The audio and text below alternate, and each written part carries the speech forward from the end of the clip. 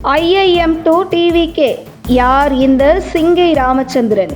ஜெயலலிதா பாணியில் விஜய். கடந்த 1991 முதல் 1996 வரை சிங்காநல்லூர் தொகுதியில் MLA-வாக இருந்த சிங்கை கோவிந்தராசுவின் மகன் சிங்கை ராமச்சந்திரன். 1987ஆம் ஆண்டு பிறந்த இவருக்கு முன்னாள் முதலமைச்சர் ஜெயலலிதா தான் ராமச்சந்திரன் என பெயர் வைத்துள்ளார். தனக்கு 11 வயது இருக்கும்போது தந்தை காலமாக தாயின் அரவணைப்பில் வளர்ந்தார். பின்னர் பள்ளி படிப்பை முடித்து கோவை PSG கல்லூரியில் பொறியியல் படிப்பு முடித்தார். அதன் பின்னர் குடும்பத்தின் சூழல் காரணமாக வேலைக்கு சென்றவர் மனதில் ஒரே எண்ணம் வந்து போனது. அப்பா விட்டு சென்ற மக்கள் பணியை நானும் செய்ய வேண்டும். முன்னாள் முதல்வர் செல்வி ஜெயலலிதா அவரை ஒரு முறை பார்த்து கழகத்தில் இணைந்து பணியாற்ற வேண்டும் என்பது இவரின் எண்ணமாக இருந்தது.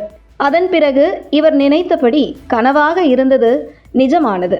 IIM அகமதாபாத் மேற்படிப்புக்காக MBA படிக்கும்போது அடுத்த கட்டமாக இவர் படித்த படிப்புக்கு லட்சம் கோடிகளில் சம்பளம் வாங்குவதற்கான வேலைகள் வந்தும் அந்த வாய்ப்பை நிராகரித்துவிட்டு நான் மக்கள் பணிகள் செய்ய அதிமுகவில் இணையப் போகிறேன் என்று இவர் சொல்லிய செய்தி பத்திரிகையில் வெளியான நிலையில் 2016ஆம் ஆண்டு மார்ச் மாதம் நேரடியாக அப்போதைய முதல்வர் ஜெயலலிதா அழைத்து இவருக்கு கட்சியின் தகவல் தொழில்நுட்ப செயலாளர் பதவியை வழங்கினார். சிங்கை ராமச்சந்திரனுக்கு 2016இல் பொறுப்பு வழங்கிய ஜெயலலிதா சிங்கை ராமச்சந்திரனிடம் சிங்கை கோவிந்தராஜனின் மகனா நீங்கள்? ரொம்ப சந்தோஷம், அவரை எனக்கு நன்றாக தெரியும் என்கிறார். அதற்கு சிங்கை ராமச்சந்திரன் அப்பாவைப் போலவே நானும் விசுவாசியாக இருப்பேன் என்கிறார். அவருக்கு ஜெயலலிதா அவர் பெரிய விசுவாசி, நீங்களும் அப்படியே இருப்பீர்கள் என்று நம்பிக்கை உள்ளது என தெரிவிக்கும் வீடியோ இன்றும் வைரலாகி வருகிறது. தஞ்சை இடைத்தேர்தலில் முதன்முறையாக இவர் செய்த ரோபர்ட் பிரச்சாரம் நல்ல வரவேற்பை பெற்றது. வரதராஜபுரம் பகுதியில் கடந்த 13 ஆண்டுகளாக இலவசமாக சேவை மையம் நடத்தி வருகிறார் சிங்கை ராமச்சந்திரன். அதிமுக சார்பில் கடந்த 2024 மக்களவைத் தேர்தலில் கோவை தொகுதியில் வேட்பாளராக போட்டியிட்டவர் சிங்கை ராமச்சந்திரன். அந்த கட்சியின் மாணவர் அணி செயலாளராக செயல்பட்டு வந்த அவர் கடந்த ஜூலை 23ஆம் தேதி அதிமுகவில் இருந்து விலகுவதாக தெரிவித்தவர் சமீபத்தில் முதல்வர் விஜயை நேரில் சந்தித்து தமிழக வெற்றிக் கழகத்தில் அவர் இணைந்தார்.